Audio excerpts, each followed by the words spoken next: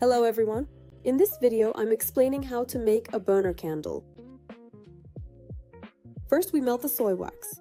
Then we pour it evenly into the containers. Since it's a chocolate model, I first add brown dye. I want the color to be a bit darker. After that, I add pearlescent dye.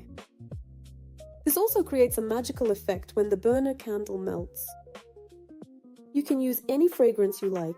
Since you're making it with a chocolate mold, you don't have to use chocolate fragrance. I added rose and honeysuckle fragrances.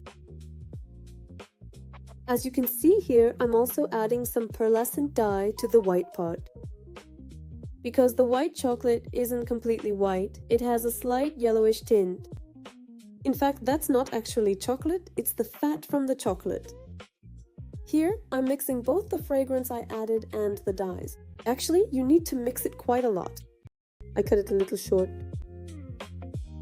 This is the best part right here. It's literally a magical show. Just watching this is relaxing. Actually, this is what it looks like when the candle in the incense burner melts. You don't necessarily have to buy these molds as special silicone molds for candles. You can search for chocolate making molds on shopping sites and find them that way. You can use other models as well.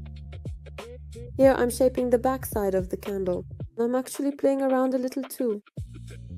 Let's just say I'm adding some magical touches. And here's a close-up view for you. And our candle has set.